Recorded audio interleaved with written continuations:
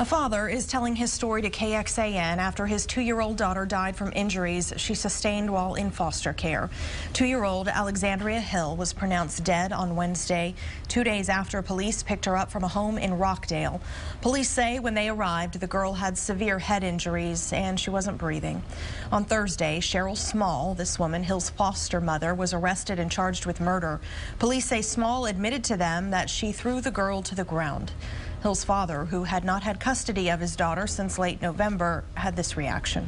I was blown away to find out she was laying in a coma. That's not what you expect, especially when your child's in state custody for safety. And now they're suffering more injuries and more heartache than they ever have any time in their life before that. Well, bail for Sherill Small is set at $100,000. Death of a 2-year-old girl in what police describe as a horrific case of child abuse. I'm Tyler C. Swarta. And I'm Terry Gruca. The Night Beat's Chris Betts spoke tonight with the victim's father. Chris, it's her foster mother facing charges. That's right, Terry, and we do want to give fair warning. Some of the images in this story may be difficult to see. A woman trusted with taking care of a 2-year-old is charged with murder tonight after that child was rushed to a hospital in a helicopter on Monday and taken off life support late last night. This evening, I spoke with the child's father about his last moments with his little girl. B. C. He never thought his visit with her Thursday would be his last. We got to sit down at McDonald's and have lunch and play for a while. She got a little Despicable Me 2 toy in her Happy Meal, and she loved it. And she kept climbing up in my lap, and she fed me French fries, and it's a lot of fun. On Monday night, Joshua Hill's daughter, Alexandria, or Alex as they like to call her, was rushed to a hospital with severe head injuries and immediately placed on life support. I can't even describe it. Alex was living with foster parents after CPS removed her from her parents' home last November for neglectful supervision. Hill admits they were smoking pot when their daughter was asleep.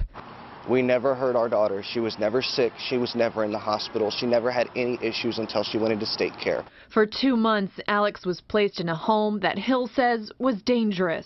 She would come to visitation with bruises on her and mold and mildew in her bag. It got to a point where I actually told CPS that they would have to have me arrested because I wouldn't let her go back. In January, CPS placed her with this woman, Sherill Small. Hill says things seemed safe there. They listened, they paid attention when we had concerns. They tried to keep us in the loop, but in the end it wasn't enough. Hill got the call Monday night that his daughter was in a Temple hospital. They wouldn't tell me what condition she was in or what was wrong or what had happened, anything. The only thing they would tell me is I needed to be there.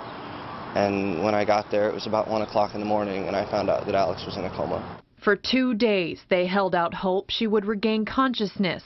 But on Wednesday night, Alex was taken off life support. And Alex passed around 10:30 that night. Detectives say Small's explanation didn't match Alex's injuries, and on Thursday, they charged the foster mother with murder. Hill says he was less than 4 months away from getting Alex back, and now he'll never get the chance. After police were called to Alex's foster home in Rockdale Monday, CPS removed another child in the home.